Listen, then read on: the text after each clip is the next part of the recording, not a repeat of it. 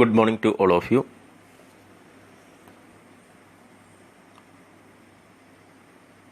Smart furniture ലിമിറ്റഡുമായിട്ട് ബന്ധപ്പെട്ട cost ഡാറ്റയാണ് തന്നിരിക്കുക.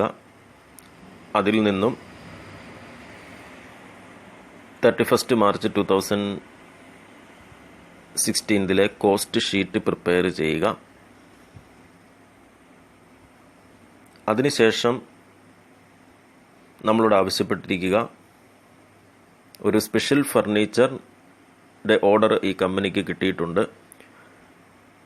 അങ്ങനെയാണ് എങ്കിൽ അതിൻ്റെ പ്രൈസ് എത്രമാത്രമാണ് എന്ന് എസ്റ്റിമേറ്റ് ചെയ്യുക. ആ സ്പെഷ്യൽ ഫർണിച്ചറിൻ്റെ മെറ്റീരിയൽ, ലേബർ കോസ്റ്റ് മുതലായവ തന്നിട്ടുണ്ട്. അതിനോടൊപ്പം പറഞ്ഞിട്ടുണ്ട് നിലവിൽ ഈ കമ്പനിയുടെ പ്രോഫിറ്റ് എത്രമാത്രമാണോ ആ സെയിം റേറ്റിലുള്ള പ്രോഫിറ്റ് പുതിയ ഓർഡറിന് കിട്ടുന്ന രീതിയിൽ പ്രോഫിറ്റ് കാൽക്കുലേറ്റ് ചെയ്യാനാണ് ആവശ്യപ്പെട്ടിരിക്കുക.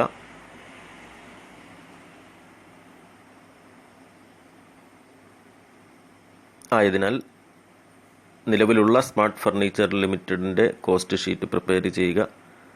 അതുപോലെ തന്നെ സ്പെഷ്യൽ ഓർഡറിൻ്റെ കോസ്റ്റ് ഷീറ്റ് പ്രിപ്പയർ ചെയ്യുക.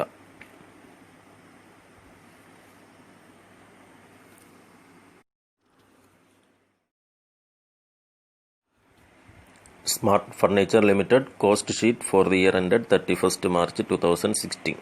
Direct material 12 lakhs, direct wages 8 lakhs, prime cost 20 lakhs, works cost or factory overhead 6 lakhs, works or factory cost 26 lakhs, office overhead 5,20,000, cost of production 31,20,000, selling and distribution overhead 80,000, cost of sales 32 lakhs. ഇവിടെ cost of sales 32 lakhs വരെ നമുക്ക് ലഭിച്ചു. അതിനോടനുബന്ധമായിട്ടുള്ള components എല്ലാം ക്വസ്റ്റ്യനിൽ നേരിട്ട് തന്നെ നൽകിയിട്ടുണ്ട്. തുടർന്ന് സെയിൽസിൻ്റെ എമൗണ്ട് 40 lakhs ആണെന്ന് പറയുന്നുണ്ട്. ആയതിനാൽ 32 lakhsഉം 40 lakhsഉം തമ്മിലുള്ള ഡിഫറൻസ് ആണ് ഇവിടെ എന്തെന്ന് പറയുക, പ്രോഫിറ്റ് എന്നുള്ളത്. പ്രോഫിറ്റ് എന്ന് പറയുന്നത് ₹8 lakhs ആണ്.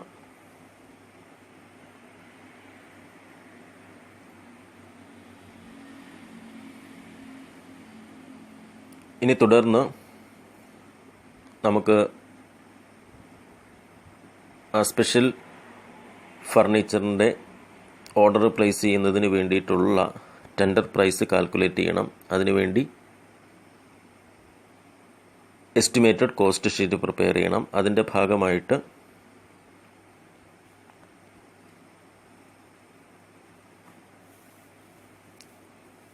ക്വസ്റ്റ്യനിൽ നമ്മളോട് പറഞ്ഞിട്ടുണ്ട് ഫാക്ടറി ഓവർഹെഡ് എന്ന് പറയുന്നത് പ്രൈം കോസ്റ്റിനെ ഡിപ്പെൻഡ് ചെയ്താണ് ഈ കമ്പനി ഫാക്ടറി ഓവർഹെഡ് ചാർജ് ചെയ്യുക. സാധാരണഗതിയിൽ മറ്റൊന്നും പറയുന്നില്ല എങ്കിൽ ഫാക്ടറി ഓവർഹെഡ് ഡയറക്റ്റ് ലേബറിൻ്റെ അടിസ്ഥാനത്തിലാണ്. ഇവിടെ പ്രൈം കോസ്റ്റിൻ്റെ അടിസ്ഥാനത്തിലാണെന്ന് പറഞ്ഞിട്ടുള്ളതുകൊണ്ട് പ്രൈം കോസ്റ്റിൻ്റെ എത്ര ശതമാനമാണ് ഫാക്ടറി ഓവർഹെഡ് എന്നുള്ളതാണ് നോക്കേണ്ടത്.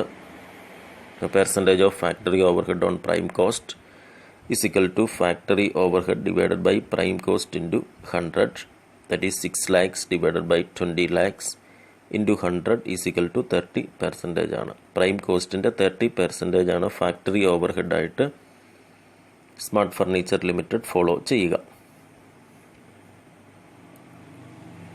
ഓഫീസ് ഓവർഹെഡിനെ സംബന്ധിച്ച് പ്രത്യേകിച്ച് ക്വസ്റ്റ്യനിലൊന്നും പറയുന്നില്ല.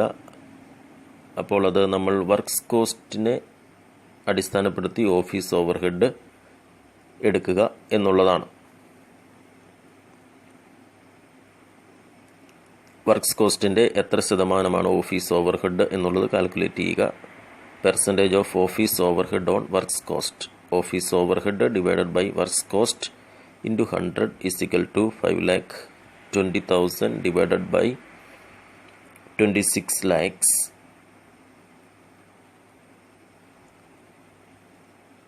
into 100 is equal to 20%. Works കോസ്റ്റിൻ്റെ 20% ആണ് ഓഫീസ് ഓവർ ഹെഡായിട്ട് എടുക്കേണ്ടത്.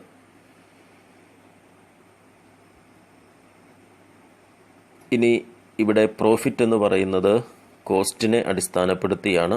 അപ്പോൾ അതുകൊണ്ട് അതിൻ്റെ പെർസെൻറ്റേജ് കാൽക്കുലേറ്റ് ചെയ്യുന്നതിന് വേണ്ടി നിലവിൽ ലഭ്യമായ profit divided by cost of sales into 100. ഇപ്പം നിലവിലുള്ള പ്രോഫിറ്റ് എന്ന് പറയുക 8 lakhs ആണ്. അതിനെ കോസ്റ്റ് ഓഫ് സെയിൽസ് കൊണ്ട് ഡിവൈഡ് ചെയ്യുക 32 lakhs into 100 is equal to 25%. അതായത് കോസ്റ്റിൻ്റെ 25% ആണ് പ്രോഫിറ്റായിട്ട് സ്മാർട്ട് ഫർണിച്ചർ ലിമിറ്റഡിന് ലഭിക്കുന്നത്.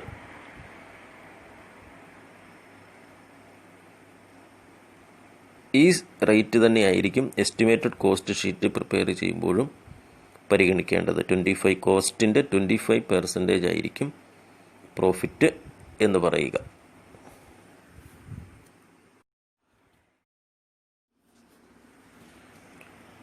Cost sheet showing the tender price. അടുത്തതായി സ്പെഷ്യൽ ഫർണിച്ചറിൻ്റെ ടെൻഡർ പ്രൈസ് കാൽക്കുലേറ്റ് ചെയ്യണം. കോസ്റ്റ് എസ്റ്റിമേഷനാണ് നടത്തുക. ആ സ്പെഷ്യൽ ഫർണിച്ചറിൻ്റെ ഡയറക്റ്റ് മെറ്റീരിയൽ 6,50,000 ആണ്. ഡയറക്റ്റ് വേജസ് 3,50,000 ആണ്. അതിൻ്റെ ടോട്ടൽ പ്രൈം കോസ്റ്റ് 10 lakhs ലഭിക്കുന്നു. തുടർന്നുള്ള കാര്യങ്ങൾ ആ സ്മാർട്ട് ഫർണിച്ചർ ലിമിറ്റഡിൻ്റെ നിലവിലുള്ള അഥവാ നിലവിൽ പ്രിപ്പയർ ചെയ്ത കോസ്റ്റ് ഷീറ്റിൻ്റെ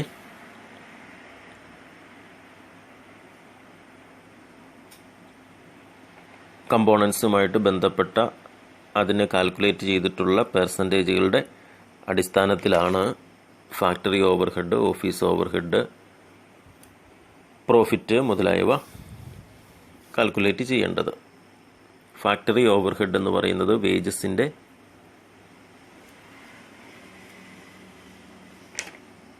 പ്രൈം കോസ്റ്റിൻ്റെ 30% ആണ്. വേജസിൻ്റെ അല്ല, പ്രൈം കോസ്റ്റ് ആണെന്ന് ക്വസ്റ്റ്യനിൽ പറയുന്നുണ്ട്. അപ്പോൾ പ്രൈം കോസ്റ്റിൻ്റെ 30% എന്ന് പറയുമ്പോൾ പ്രൈം കോസ്റ്റ് 10 lakhs ആണ്. അതിൻ്റെ 30% 3 lakhs ആണ്.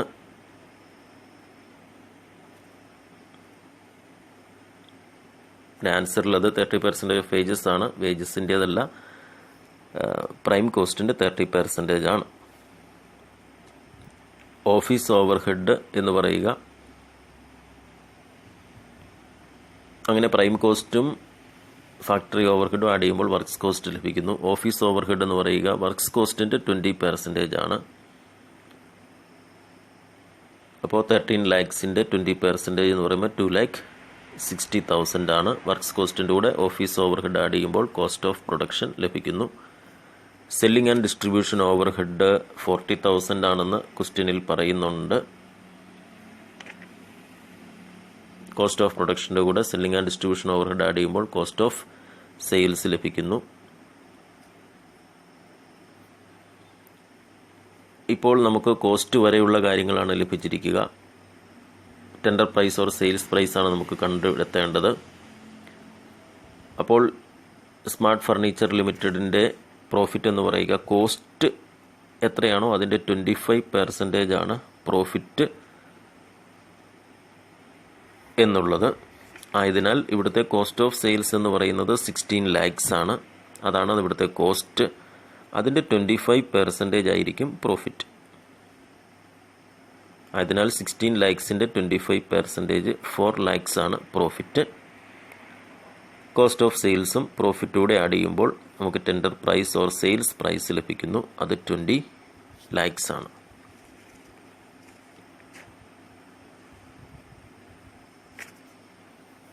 ഈ പ്രോബ്ലം അസൈൻമെൻ്റ് ആയിട്ട് സബ്മിറ്റ് ചെയ്യുക.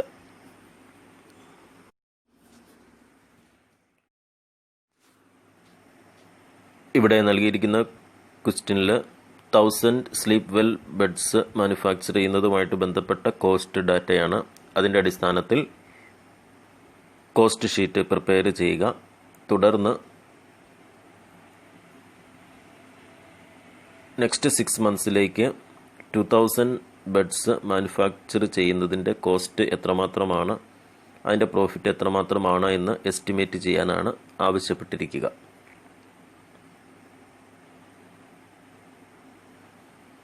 അതിൻ്റെ പ്രോഫിറ്റ് എസ്റ്റിമേറ്റഡ് കോസ്റ്റ് ഷീറ്റിൽ പ്രോഫിറ്റ് എന്ന് പറയുന്നത് സെല്ലിംഗ് പ്രൈസിൻ്റെ 16.66% ആണ്. അതിൻ്റെ സെല്ലിംഗ് പ്രൈസ് നമുക്ക് ലഭ്യമല്ലാത്തതിനാൽ അതിന് അനുബന്ധമായിട്ടുള്ള കോസ്റ്റിൻ്റെ അടിസ്ഥാനത്തിൽ പ്രോഫിറ്റ് കാൽക്കുലേറ്റ് ചെയ്യേണ്ടതാണ്. അത് വർക്കിംഗ് നോട്ടിൽ നൽകിയിട്ടുണ്ട്.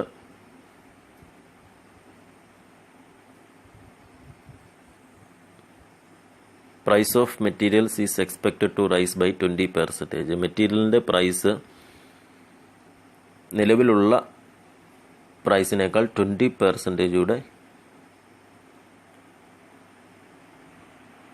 കൂടിയാണ് 2000 ബെഡ്സ് പ്രൊഡ്യൂസ് ചെയ്യാനായിട്ട് ഉണ്ടാകുന്നത്.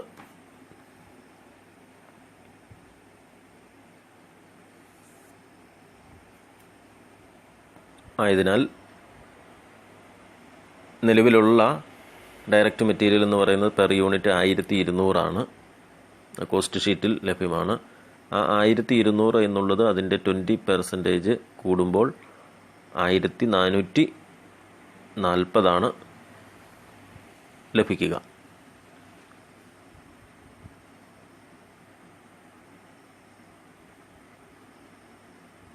(1440 × 2000) എന്നുള്ളതാണ് അതിൻ്റെ ഡയറക്റ്റ് മെറ്റീരിയൽ കോസ്റ്റ് എന്ന് പറയുക. Wage rates are expected to show an increase of 10%. Wage rates നിലവിലുള്ള വേജിൻ്റെ 10% കൂടുതലാണ്. നിലവിലുള്ള വേജസ് പെർ യൂണിറ്റ് എന്ന് പറയുക 400 ആണ്. അതിൻ്റെ 10% കൂടെ ആഡ് ചെയ്യുമ്പോൾ അത് 440 ആകുന്നു. 440 × 2000 എന്നുള്ളതാണ് അതിൻ്റെ ഡയറക്റ്റ് വേജസ് കോസ്റ്റ് എന്ന് പറയുക. Manufacturing expenses will rise in proportion to the combined cost of materials and wages. അതായത് മെറ്റീരിയൽ കോസ്റ്റിൻ്റെയും വേജസിൻ്റെയും കമ്പൈൻഡ് കോസ്റ്റ്, അതായത് പ്രൈം കോസ്റ്റ് എത്ര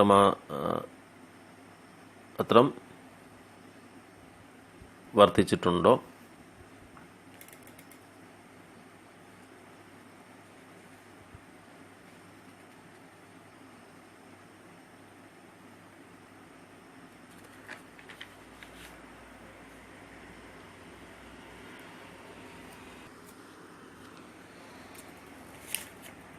മാനുഫാക്ചറിങ് എക്സ്പെൻസസ് എന്ന് പറഞ്ഞിരിക്കുക നിലവിൽ പ്രൈം കോസ്റ്റിൻ്റെ അടിസ്ഥാനത്തിലാണ് മാനുഫാക്ചറിങ് എക്സ്പെൻസസ് കാൽക്കുലേറ്റ് ചെയ്യേണ്ടത്. ആയതിനാൽ നിലവിലുള്ള കോസ്റ്റ് ഷീറ്റിൽ പ്രൈം കോസ്റ്റിൻ്റെ എത്ര ശതമാനമാണോ മാനുഫാക്ചറിങ് ഓവർഹെഡ്, ആ പെർസെൻറ്റേജ് ആയിരിക്കണം എസ്റ്റിമേറ്റഡ് കോസ്റ്റ് ഷീറ്റിലും എടുക്കേണ്ടത്.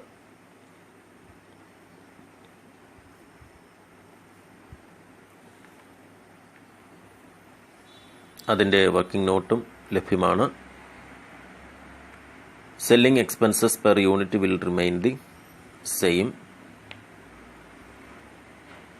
സെല്ലിംഗ് എക്സ്പെൻസസ് പെർ യൂണിറ്റ് എത്രയാണോ നിലവിലുള്ള കോസ്റ്റ് ഷീറ്റിൽ അത് തന്നെയായിരിക്കും എസ്റ്റിമേറ്റഡ് കോസ്റ്റ് ഷീറ്റിലും സെല്ലിംഗ് എക്സ്പെൻസ് പെർ യൂണിറ്റ് എന്ന് പറയുക.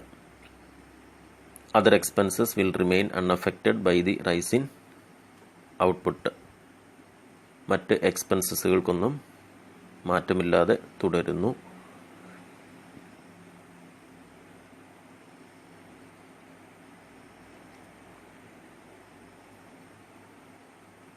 ക്വസ്റ്റ്യൻ ഭംഗിയായിട്ട് വായിക്കുക. ഈ പ്രോബ്ലവും അസൈൻമെൻ്റായിട്ട് സബ്മിറ്റ് ചെയ്യുക.